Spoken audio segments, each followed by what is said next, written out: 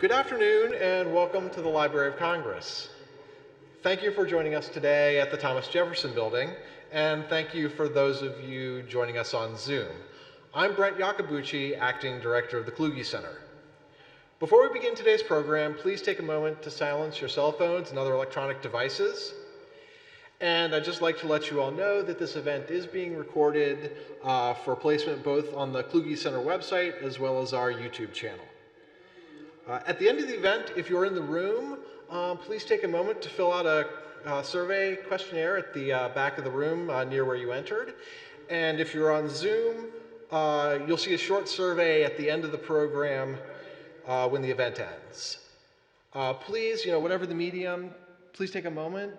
We definitely use that feedback. We appreciate it, and we use it to improve and maintain the quality of our programs. The Kluge Center was founded in 2000 thanks to a generous donation from philanthropist John W. Kluge.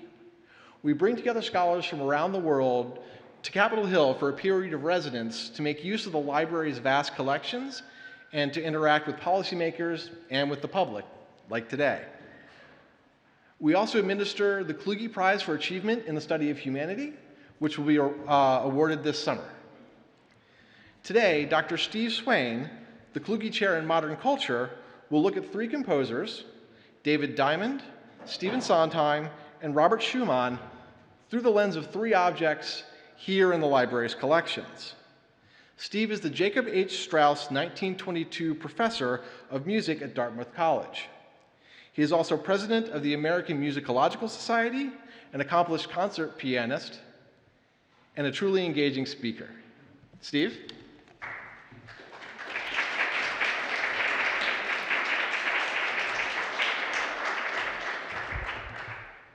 Thank you, Brent, for that very generous introduction. And thanks to those of you assembled in this room and those joining us live via Zoom. Shout outs to Donna, Rick, Susanna, and others in that online space right now. And thanks also to those of you who have chosen to listen to this presentation through the access provided by the John W. Kluge Center and the Library of Congress. Let me further extend my thanks to the staff of the Kluge Center for making my time here unimaginably productive. Dan Torello, Mike Stratmon, and Andrew Briner, and David Conte get special thanks, as does John Haskell, now retired, for all of their extraordinary efforts to make me feel welcomed and at home here. Thanks also to Angela Curtis, Jana Dietz, Travis Hensley, and Brent Iacobucci for smiling at me, providing tools for me to use in my research. Brent, I didn't bring my blocks here, but they're in my office, and helping me get back into my office when I locked myself out. The project that has brought me here to the Library of Congress this time has been percolating for years now. Even so, I felt that it might be great for me to focus this presentation not simply on that, but to look at all the things I've worked on at the Library of Congress for the last 20 years. In part, as you will hear when I get to the part about my current project, it would do you a disservice to talk in depth about it. There's still much for me to discover, assemble, and arrange. But having a couple of objects here to show you what my research has looked like, I think will help us to understand the breadth of the collection here, the indefatigable nature of the staff here, the serendipity of discovery, and the challenges researchers often encounter. I earned my doctorate at the University of California at Berkeley, on the other side of this immense continent. I'm a native Angelino and spent my first 28 years of life in the greater LA area. Add 5 years in Seattle and 9 in the Bay Area, and you'll easily understand why I consider myself a West Coast kid at heart. This will be important for my research interests. I wrote a dissertation on Stephen Sondheim, which was something of a novelty at the time.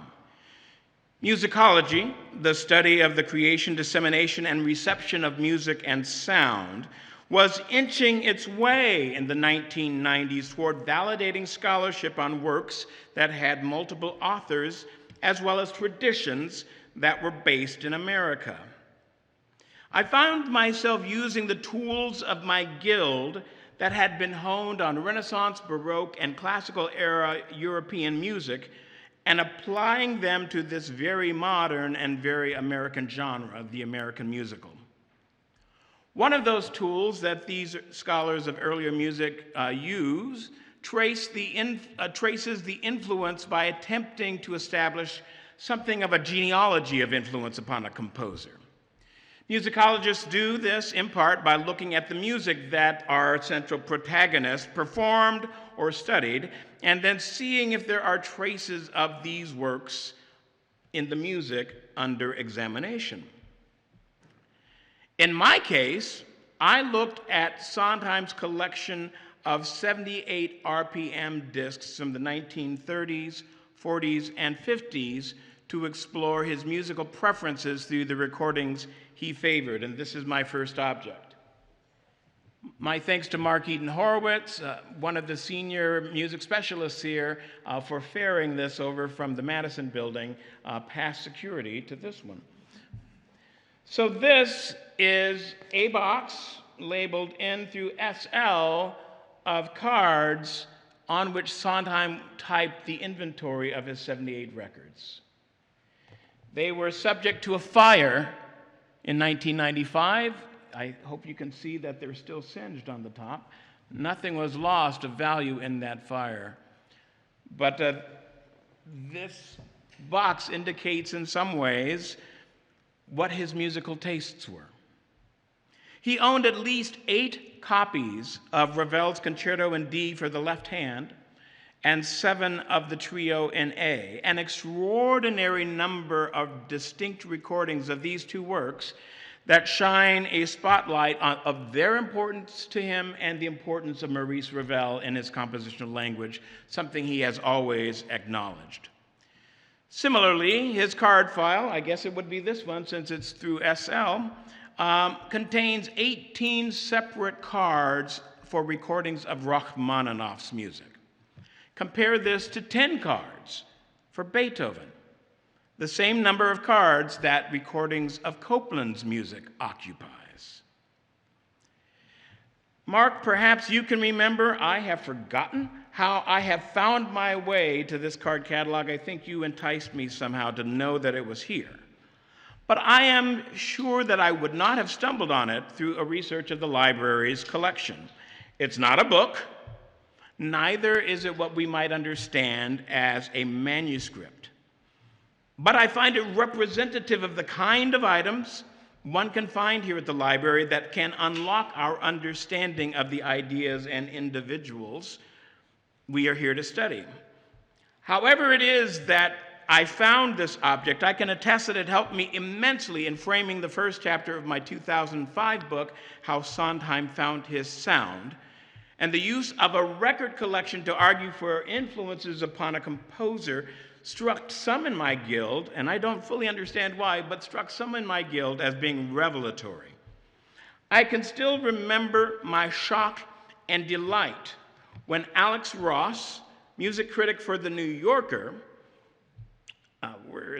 wrote an article titled Sondheim's Swedish Fetish. I guess you drop the ET out and then you have that candy that we all love.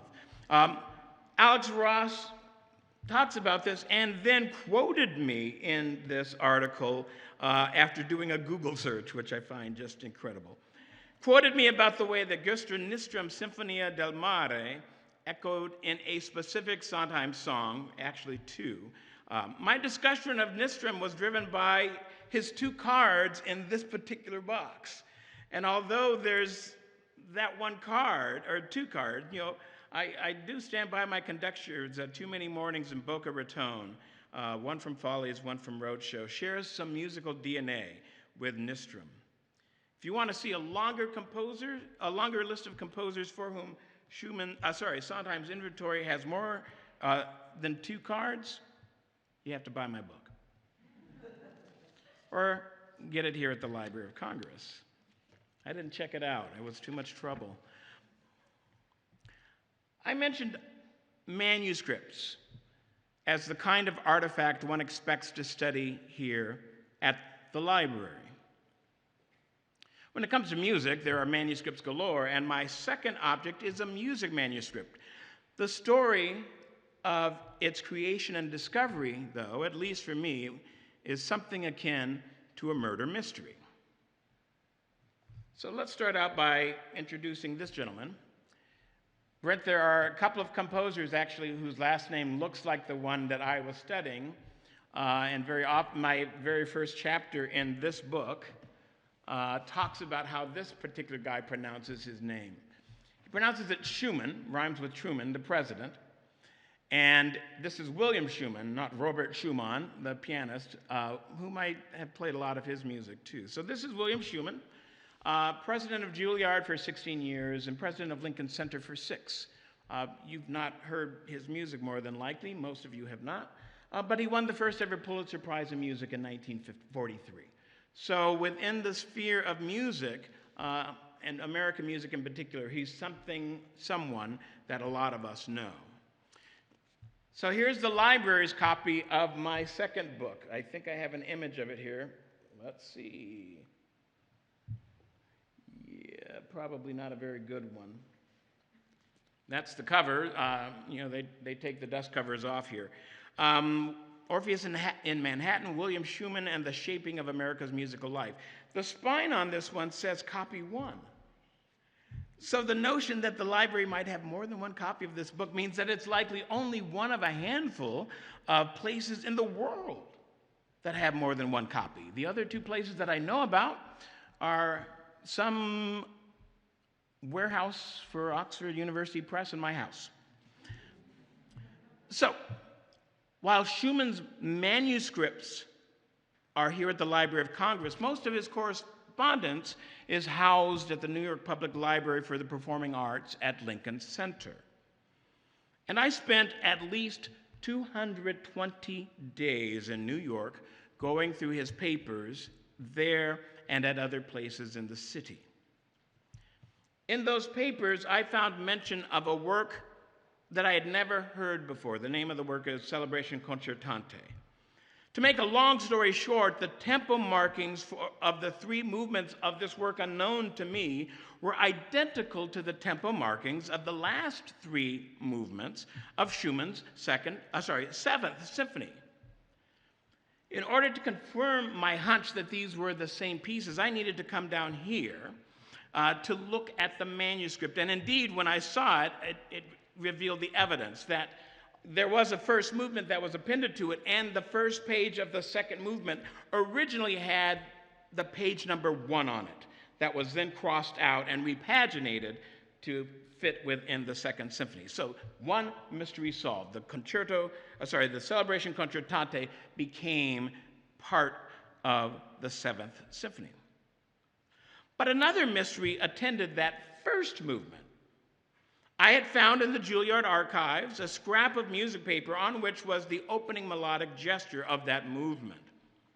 Again, without getting into too much detail, it was clear to me and to others with whom Schumann shared this melody that it used 12-tone techniques in some way, which no previous commentator on Schumann's music had noticed before. Some of you may not understand when I say 12-tone music exactly what I mean, but please understand that this was one of the cutting-edge techniques in music in the 1950s for some. Now, I knew from my correspondence that I reviewed, the correspondence at NYPL, that Schumann was interested in 12-tone techniques and serialism around this time. After all, he had asked the publisher of the music of Anton von Webern to send him all of Webern's compositions. Now there was this melody. What else might there be out there? I soon found out here at the library. I had been paging boxes, and this is going to be awfully hard to see, but I'll tell you what this is in a second. I had been paging boxes of music manuscripts of Schumann that had been partially cataloged and processed, but that had not yet been incorporated into the finding aid for Schumann's manuscripts here.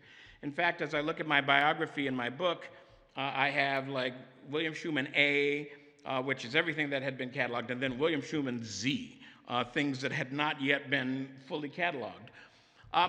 So here I'm paging these things that I know they're in that Z category. And then to my surprise, a box was delivered that I had not known about before.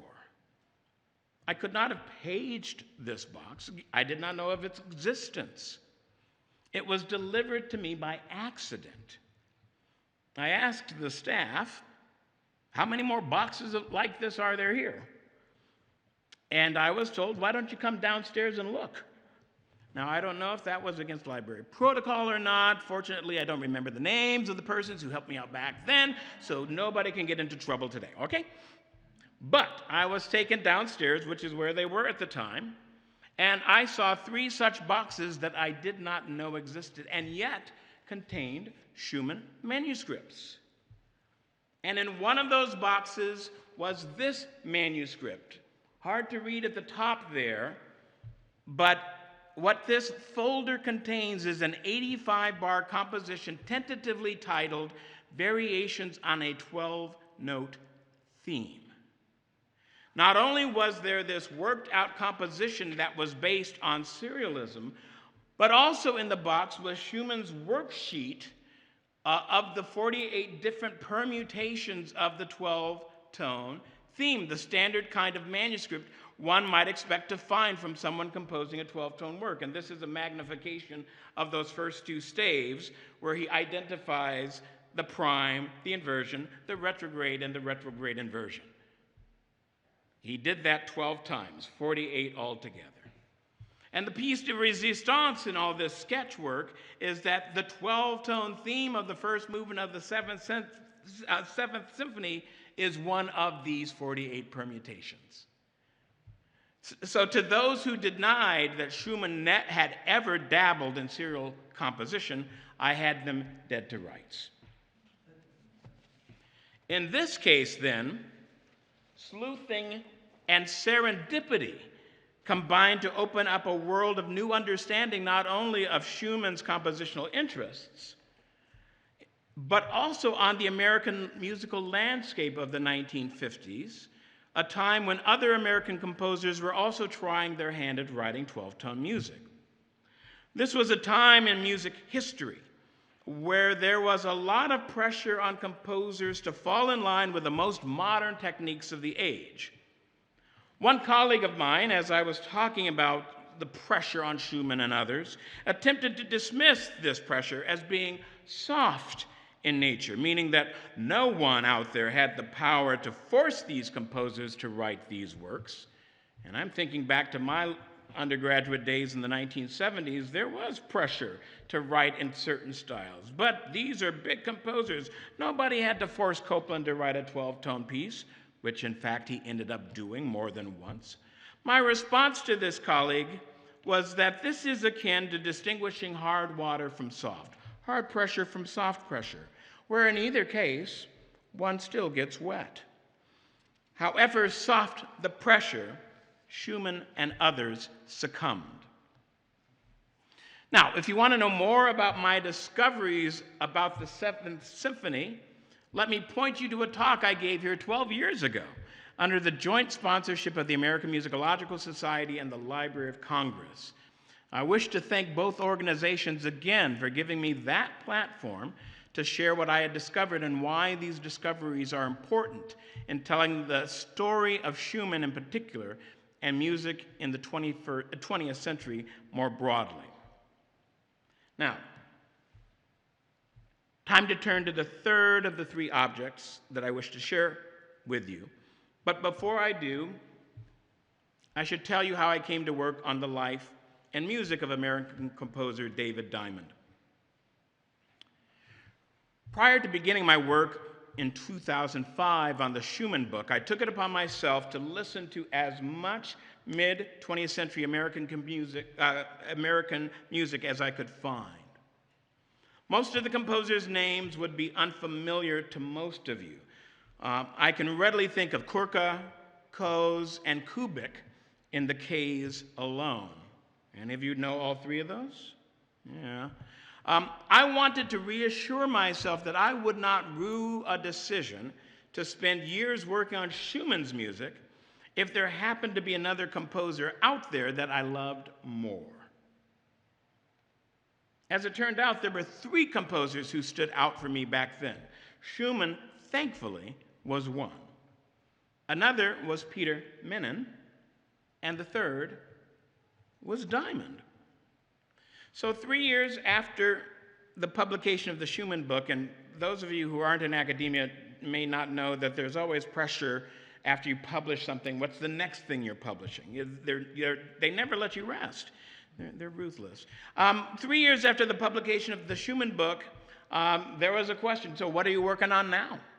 So I reached out to a colleague at the New York Public Library to ask what he knew about scholarship on Diamond, who, for your information, was born in 1915 and died in 2005. He told me that, to his knowledge, the executor of Diamond's estate had chosen someone to write the Diamond book. Case closed, as far as I was concerned.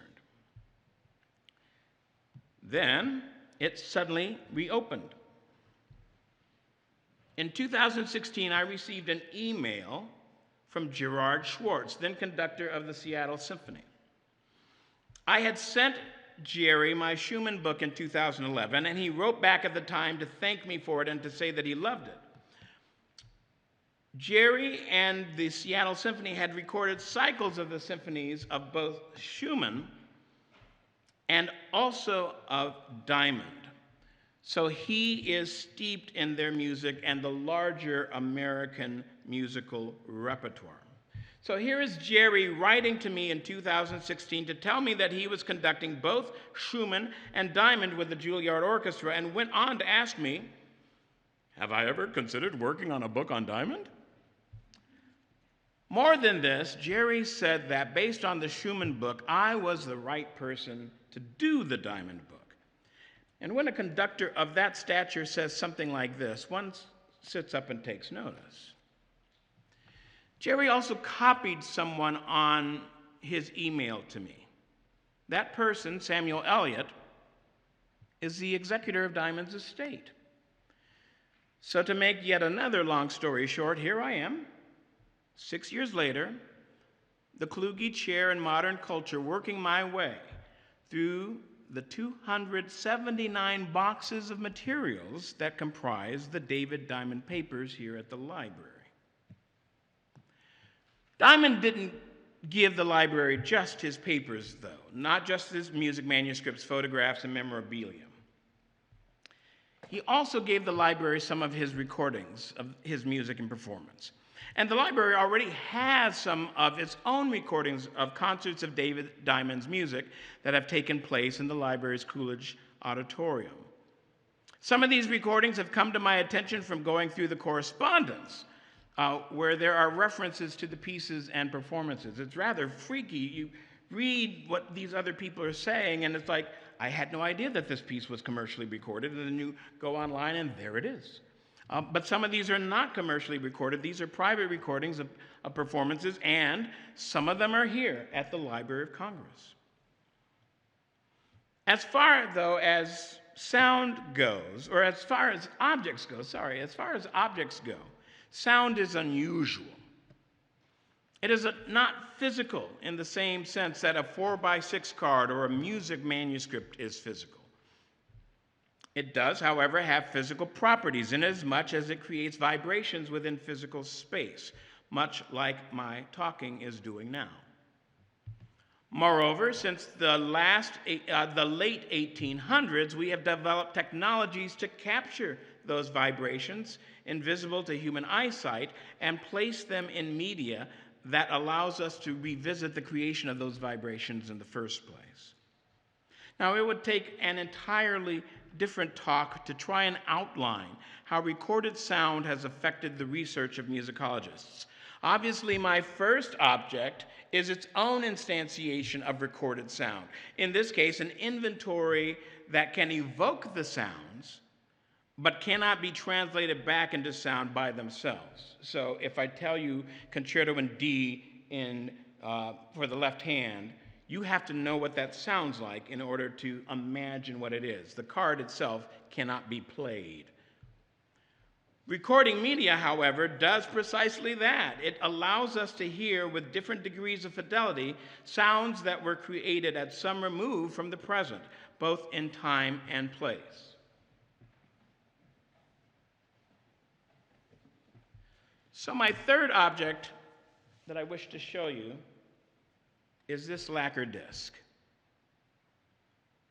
At first glance, it looks similar to a long-playing record that those of us older than 40 held as commonplace in our worlds.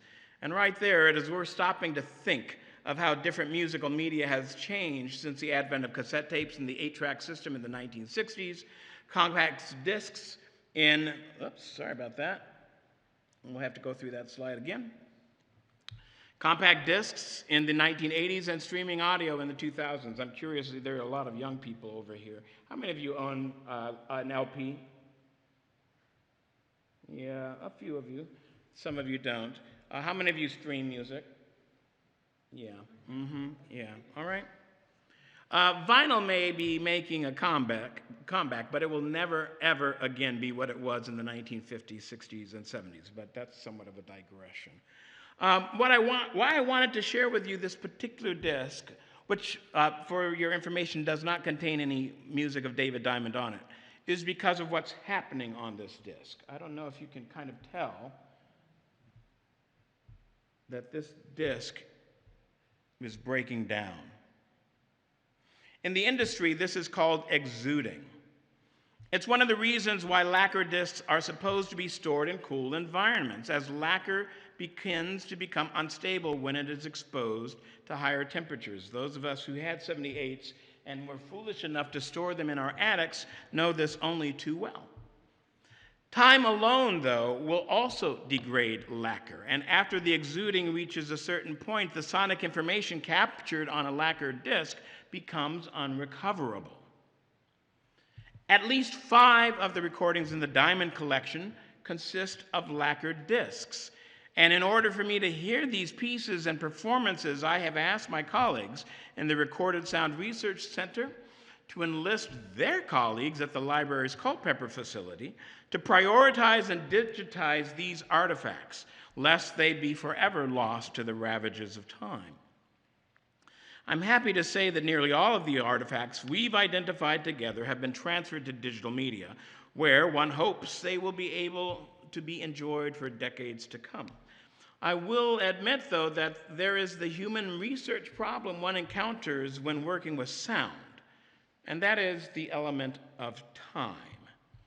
In order to study these recordings, I must take time away from my work with the correspondence and the diaries and the notebooks and the manuscripts.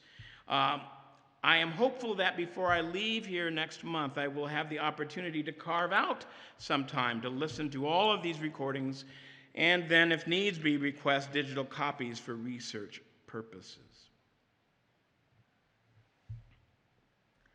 Let me say a little bit more about my current project, and then conclude with some thoughts about being the Kluge Chair in modern culture. For me, the distinction between archival work and writing up the results of that work mirror the efforts of the miner and the refiner.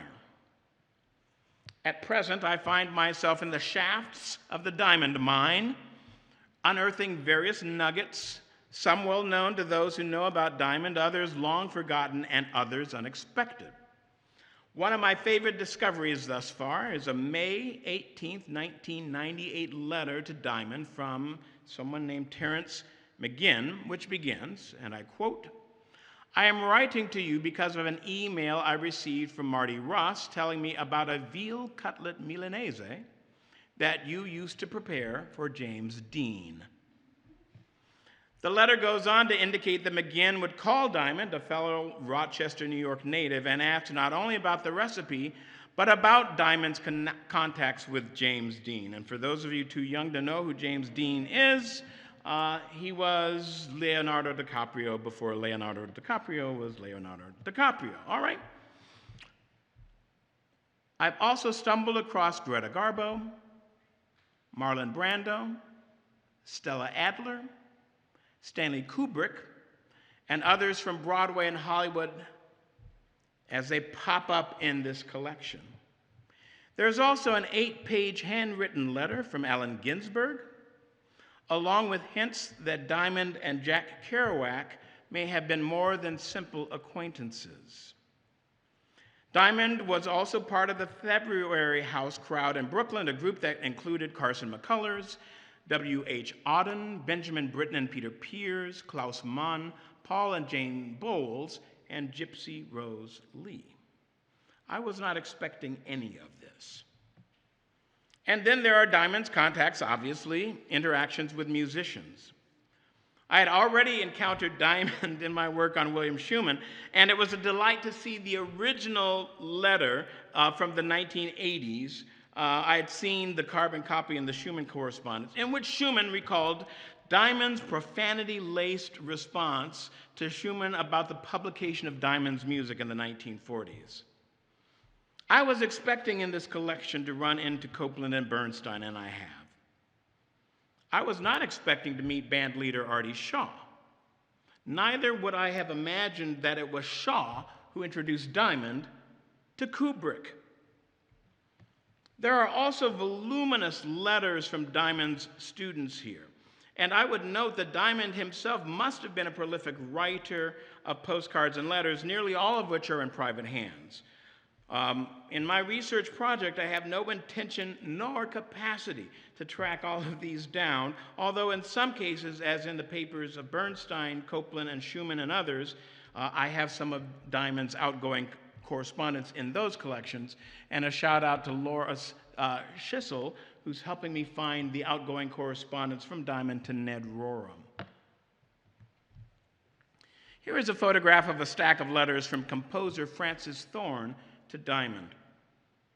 Thorne made his money on Wall Street through his father's brokerage firm in the 1940s. In the 1950s, he sold his interests and became a jazz pianist. He was good enough that Duke Ellington asked Thorne to do some arranging for him.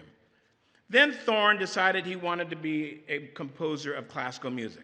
He tried to study with Italian composer Luigi Dalla Piccola in Florence in 1959, arriving in Florence unaware that Dalla Piccola had an assignment in New York City and wasn't there.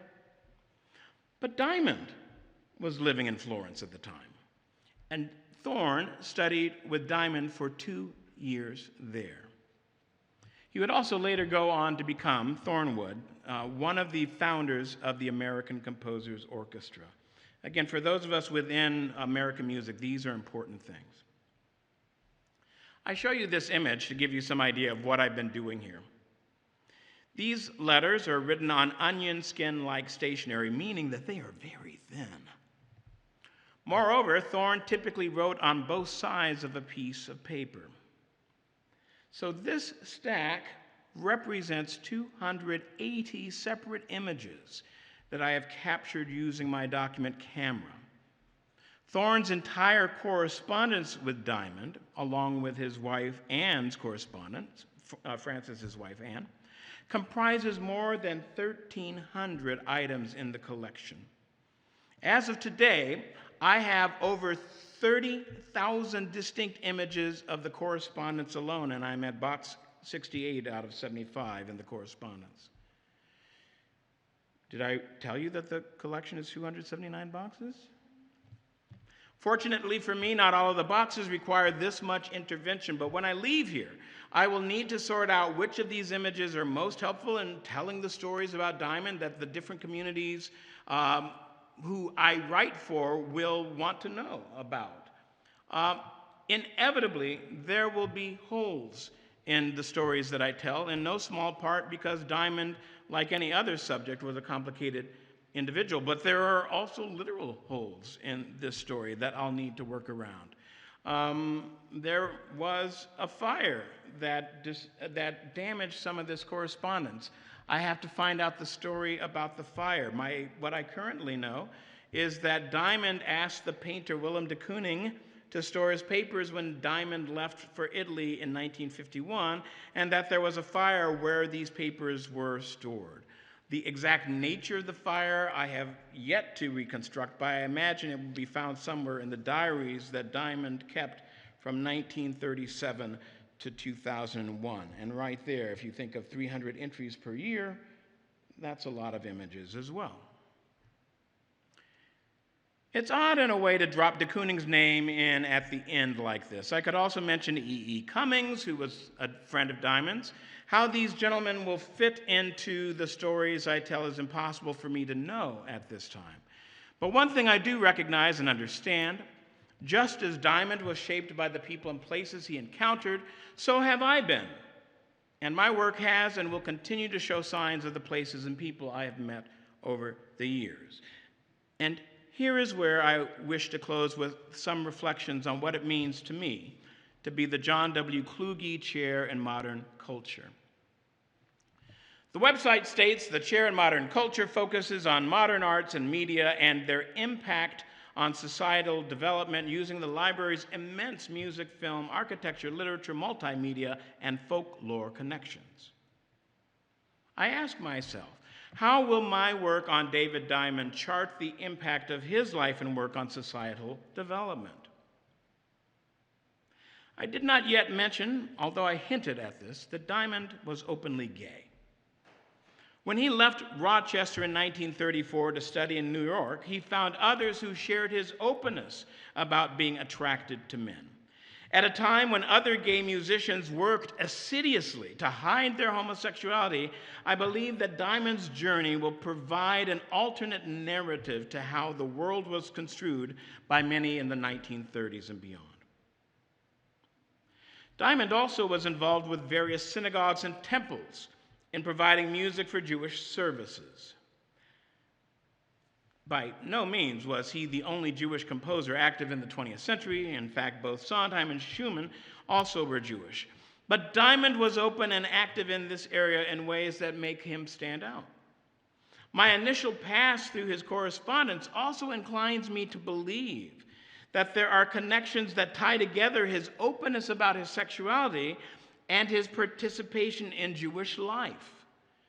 I find the awareness and acceptance of Diamond's sexuality among his family and friends, as revealed in the correspondence, to be worthy of exploration, including and especially those who shared Diamond's Jewish faith.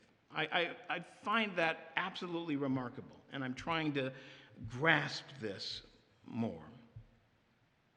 The fact that Diamond absented himself from America for nearly 2 decades, first with 3 years in Paris in the 1930s, and then later with over 15 years in Italy, primarily in the 1950s and 60s, forces me to understand what precisely happened with living abroad, that it provided Diamond things that he could not find in the United States. Certainly one thing appears to be the cost of living. There's a slightly chilling letter from Artie Shaw suggesting to Diamond, then living in Florence, that Diamond might want to think about relocating to Spain if economizing was important to him. And what makes it chilling in the 1950s is this is Franco's Spain. Perhaps Spain was a non-starter for Diamond, given that he had already been known to affiliate with left-wing causes, and around this time had been summoned to appear before the House Un-American Activities Committee, the summons being delivered to him in the pit of the show Candide, where he was working as a violinist trying to make a living. I received some of the documents from the National Archives just this Monday. So here's another part of the story I have yet to comprehend in its entirety. For me, the most challenging aspect in telling the story of this man and his music is that in doing so, I implicate myself. I cannot escape the people and places that have influenced me. Like Sondheim and Diamond, I am gay, and yet their approach to being gay differs significantly from mine. Religion holds an important part of my life, but it holds it in a way that differs from the ways that Diamond understood it. And where I grew up, the West Coast kid, I don't ever recall meeting someone who was Jewish. My scholarship has led me to work on musicians whose Jewishness informed and informs them in various ways. And I've done a little bit of work on the composer, musical theater composer William Finn, one more person for whom his Jewish life takes front and center many times. What is this West Coast black gay kid doing working on Jewish composers? As far as being a musician, I was a middling composer and a fairly good concert pianist. I bring these skills and peccadillos to this project, which these skills and peccadillos will act prismatically to refract how I see certain aspects of Diamond's life and music. And I've already indicated the most important, the most obvious distinction. What is it like for me, being black, to work on these topics?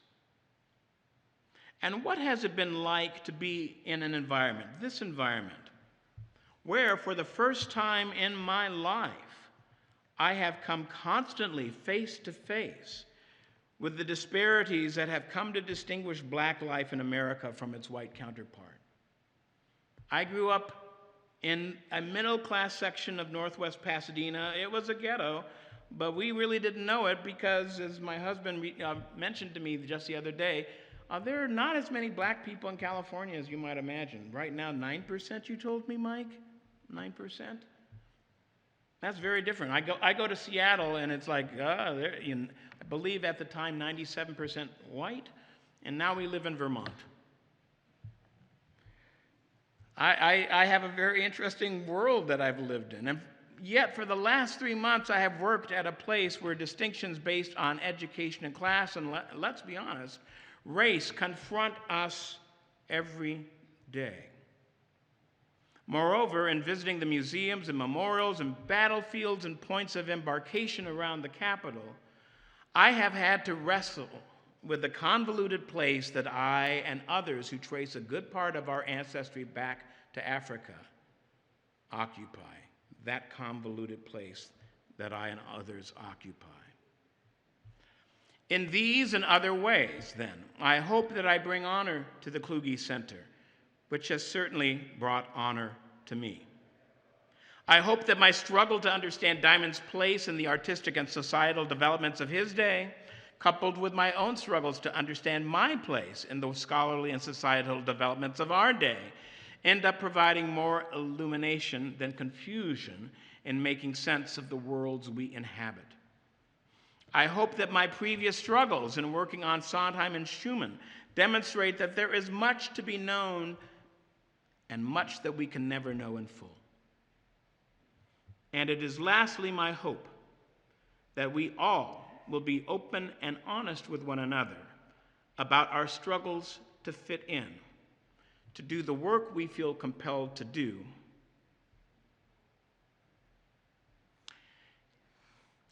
and to leave this world a better place than when we entered it. Thank you.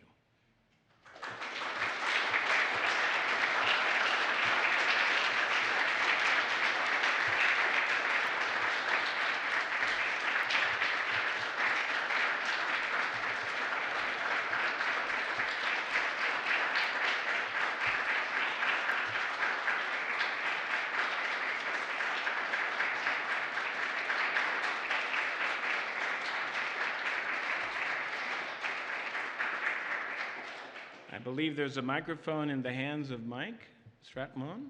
So if you have a question, please flag him down. And please do use the microphone. This is for the benefit of the people who are joining us on Zoom and future casts. Steve, the first question? If the microphone is on. The first question is from our online audience member. It's Okay. a general question. To what extent does the tactile touch of the music communicate meaning that a digital copy cannot?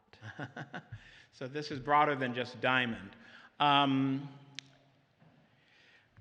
often ask my students, what does it mean to possess knowledge? I don't own this. Right now I'm possessing it. This phone here has knowledge that I can access. I possess the phone, I own the phone. But when I look up Wikipedia and other things, do I own that knowledge in the same kind of way? It's fascinating to me how most of us no longer purchase books, have bookshelves and things like that. There is something about tactility that I think helps us to master the things that we're working on. And so, yes, I think it's very important to be able to handle media. It's one of the things, frankly, that worries me about our move into streamed audio. What is it like to handle the disc, to put it in the player, to read the liner notes, to flip the pages, to take that time? These are effects that help us to ingest the knowledge that we're receiving, both through the audio and through the tactile acts that we're going. I'm somewhat old school in that. I am, as I'm looking at these Diamond recordings, I'm buying them so I can possess them, and I can read the liner notes of not only CDs, but there are some 78s out there that I will be buying. So all to say, I highly encourage all of us, when at all possible, to use all five senses in the work that we do. And I don't know how taste will fit into my work on Diamond. Maybe I will find this veal cutlet Milanese recipe. But tactile ways of learning, kinetic ways of learning are very important. Thank you for whoever gave us that question. Are there other questions? There's a person over here, Mike, who's raised their hand. Oh, and there's another microphone on this side.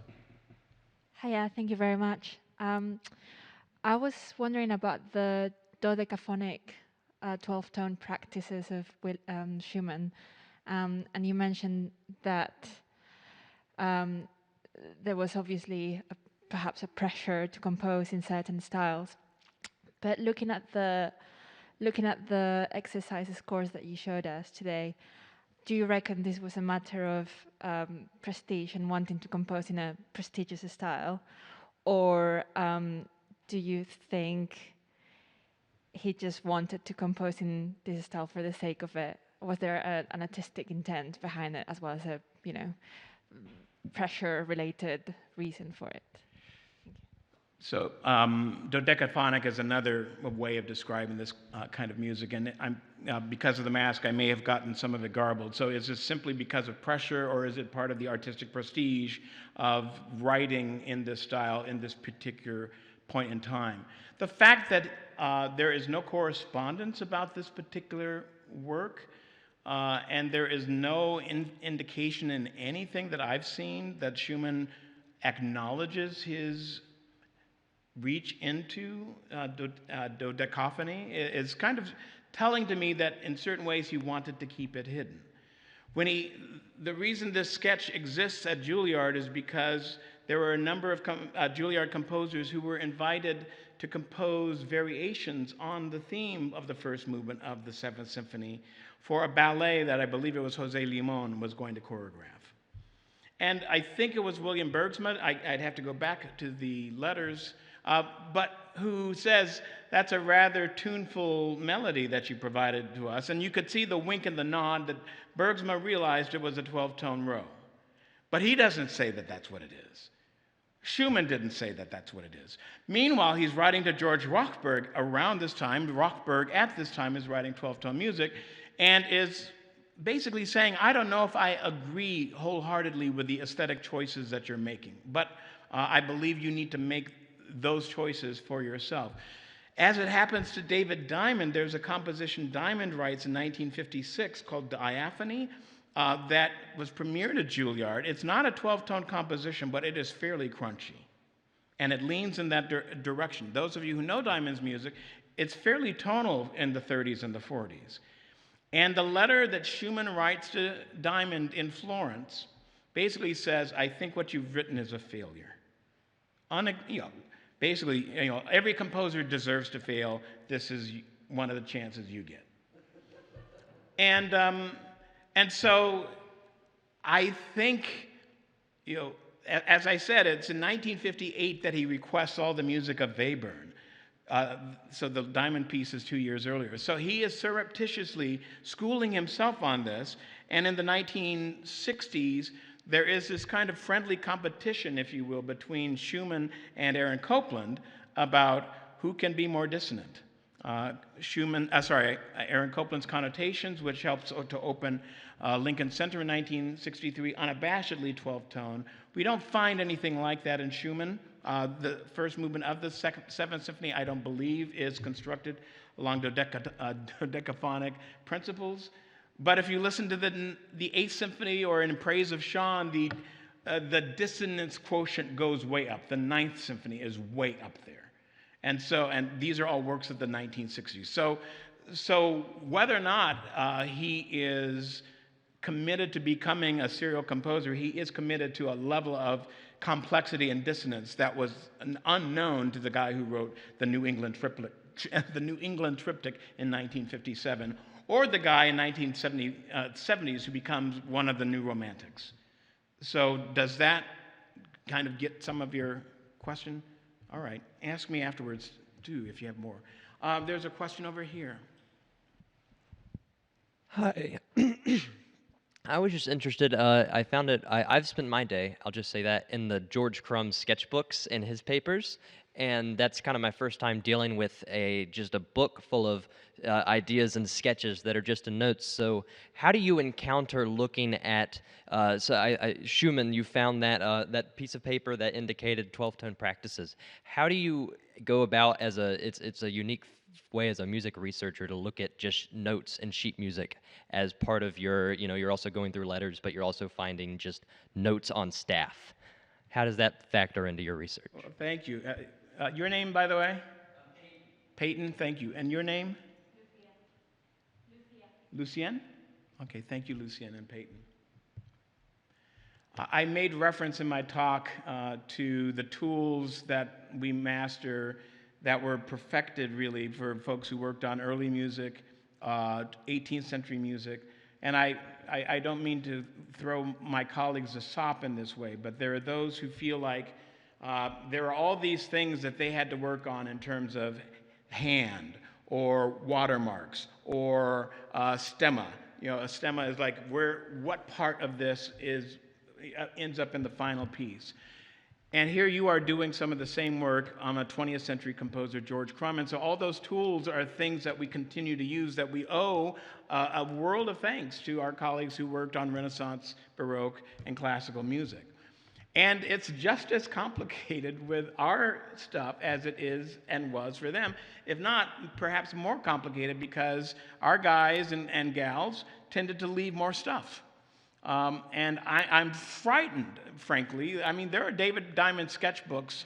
I really am not intending to look at them. With 75 boxes of correspondence and another 13 boxes of diaries, I think I have my hands full.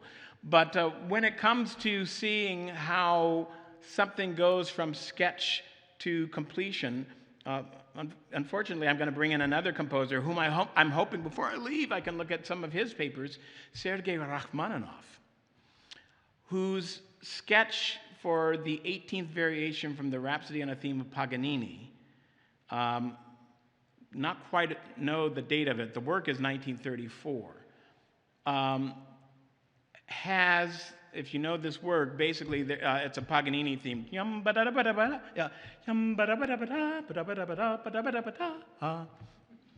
And Rachmaninoff takes that Paganini and turns it upside down in the 18th variation. Ya da da da da, ya da da da, ya da da da da, ya da da da da. The sketch shows that he had it inverted early on. The Paganini is in A minor. The sketch appears to be in D flat major, the key that the variation will end up being in, and that D flat major is a key that Rachmaninoff loved. And so one begins to see in some of these sketches, it's like, these are early thoughts that Crumb had, or Rachmaninoff had, or one of the most famous sketch composer studies around Beethoven had. And we get to see how the kernel becomes the ear, if you will, of corn, how all these things come to fruition. But man, it's slogging through a lot of, to mix metaphors, a lot of chaff to find the wheat there. So Peyton, I wish you all the best success in the work you do on George Crumb. we have time for a question or two more? Or I can continue to sing for you. Here we go. You don't want me to continue to sing for you. I do, and that was actually my question. No. So thank you very much. This is fascinating, and I should say I have absolutely no background in music, so my question comes from the perspective of the uninformed.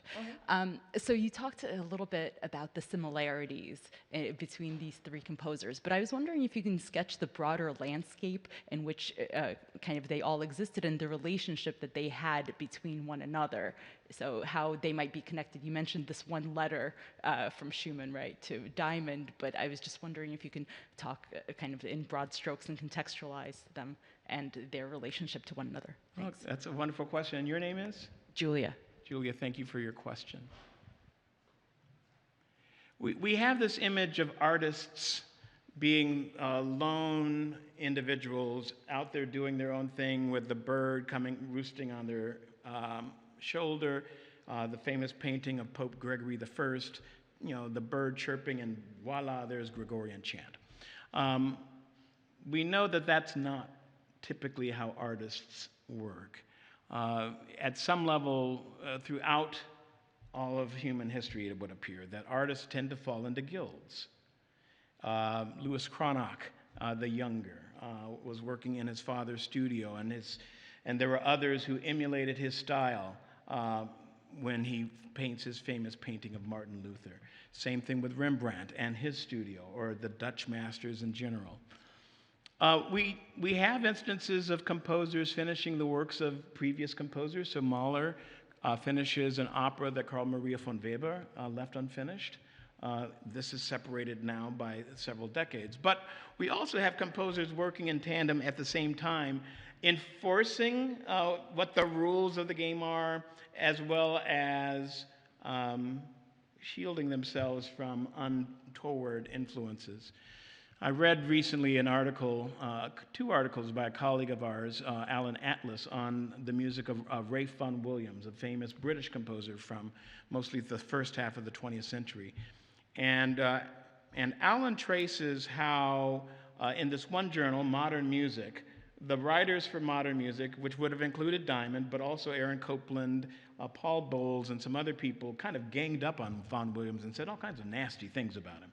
Because Vaughan Williams was writing the kind of music that they thought was recherché, old-fashioned, epigonal, and all these kind of nasty, nasty things. And he wasn't French. They liked French music more. And so I was talking to Alan about this, and I said, hey, you're identifying bias. This is bias here, because we were also talking about implicit bias and political correctness and all these kinds of things. And it's like, yeah, bias exists for, the time of, human invention. And so here they are trying to find their like. And again, the question that Lucienne asked, okay, what does it take for me to stay within this fraternity or this sorority or this guild? Oh, everybody's now writing 12-tone music. I need to write 12-tone music. Oh, everybody's now all of a sudden using experimental techniques. I need to start using experimental techniques. That's George Crumb. If you don't know his Macrocosmos, and also another fascinating link to like the Ars Subtilior, right? The kind of the peace sign piece, and it's like, okay, that's from the 14th century. He would not have thought of that necessarily had that not been all those kinds of things. So these are people who are having to find themselves, and then once they find one another, then they're fending themselves off from, Robert Schumann, from the Philistines at the gate, which he spends a lot of time talking about these. He pulls together a group he calls the Davidbündler Tänze, or the Davidsbündler. He writes dances about them. But the band of the people of David who are going to fight the Goliaths, who are just writing this crappy music, and then identifying the people who are writing great music, which in Schumann's case, Schumann. Copland, he has a famous review of Copland, and another famous one about Johannes Brahms. So some of these people have the right idea, but there's all this fence-keeping, gatekeeping that goes on that composers try to get in with the right person. That's one of the things I see in this Diamond correspondence periodically, are people writing to him because they really like his music, or do they write to him because they think he has the leverage to catapult them to the next place they want to go? I've seen some of both in here. So does that, Julia, get to some of your question? I'm not sure I answered it quite the way you asked it. Okay, thank you. I want to thank you all for coming this afternoon. My understanding is that those of you who are brave enough to unmask, you can have drinks and goodies.